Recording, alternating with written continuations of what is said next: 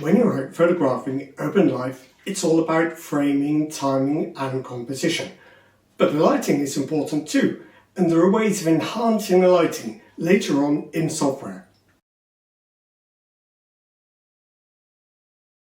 Hello, I'm Lawton, and this is a video for amateur photographer on creative urban photography lighting techniques in Adobe Lightroom.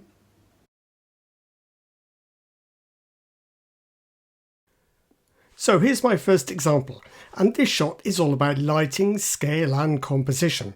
Sometimes the camera will capture the scene just as you intended, with all its contrast, colours and impact intact. Sometimes though, the results can look a little flat, and I think that's what's happened here. Cameras are faithful recorders of reality, whereas we're often looking for a more dramatic or intensified version. What I want to get to is this version, which has richer colours and stronger contrasts, and reduces the scene to what I actually wanted, a much simpler graphical composition. So here's what I did, and it's just a couple of minutes work. This first step is not essential, but try browsing Lightroom Classic's different profiles in the Basic tab. This Modern 01 profile in the Modern category instantly gives this image a contrast and colour boost. Profiles are like a pre-processing step ahead of the editing tools themselves. What I've also done is switch to Lightroom Classic's before and after mode, so that I can always compare my edits against the original image and make sure I'm headed in the right direction, and also when to stop. The next step is the Tone Curve panel, and here I'm going to apply a very strong shadow adjustment, which you wouldn't normally consider for most photographs. There is a time and a place for worrying about histograms and shadow clipping, but sometimes you need to resort to extreme measures. Here I'm dragging the image's black point handle at the bottom left of the tone curve way over to the right to render whole swathes of the image as a solid black. This image doesn't need any detail in the shadows. In fact, that would simply be a distraction. I'll also drag the centre of the curve upwards a little, just to restore a little brightness to the scene. There's one more thing I want to do. The figure of the man at the centre of this composition still has some detail in it, but I think it would be better as a solid black. For this I can use the Lightroom's AI subject masking tool. It identifies the figure as the subject straight away, so all I need to do now is apply another tone curve adjustment to this mask that again slices off all the darker tones and just leaves my subject as a solid black. I might just finish off by using the healing brush tool to get rid of a couple of distracting signs in the background, but that's it.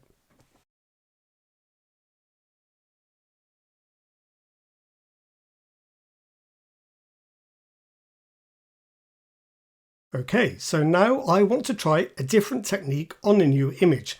This time I want to recreate the hard bright tonality of classic analog black and white film, and I've got a couple of ideas about how to achieve this. My starting image doesn't look terribly promising to be honest, but after a couple of minutes work in Lightroom Classic I can get it looking like this, which I'm much happier with. Here's what I did. First I've applied one of Lightroom's black and white profiles, or you can just hit the B and W button in the Basic panel. Now I use the Tone Curve panel to push up the centre of the curve to produce much brighter midtones and highlights. If you click and drag on the lower part of the curve, the highlight regions are less prone to clipping. That's a step in the right direction, but we're not quite there. With black and white you can take your clarity and texture adjustments much further, and while the previous step took us some way towards the final effect, it's these sliders that give that characteristic analog black and white look. Here I've pushed the clarity and texture settings right up to max and moved the highlight setting to its minimum value to try to recover some of those ultra bright highlights. So now there's just one more thing to do, add a little film-like grain. Lightroom's grain effect is actually extremely good, but the sliders don't always do what you expect. My approach with this image is simple though, to push the amount slider up to a value of 75 and leave the other sliders at their default settings.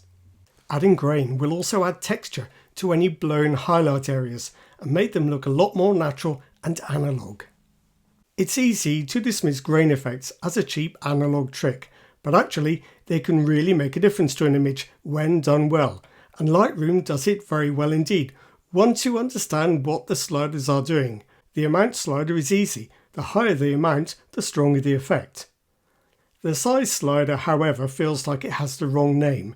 This slider actually controls the degree to which image detail is eroded by the grain, and this is an important aspect of Lightroom's effective grain simulation. The default value of 25 provides just enough erosion to look real without taking away too much fine detail. The roughness slider does as you might expect, adjusting the grain from tight and hard to softer. Again, the default value is a great starting point. Those were just two ways of enhancing the lighting in urban photography. They centre on the use of Adobe Lightroom's Tone Curve tool, but Lightroom has other tools and features that can add that little bit of extra sparkle to our urban photography lighting. So, I hope you found this useful. Thanks for watching and see you next time.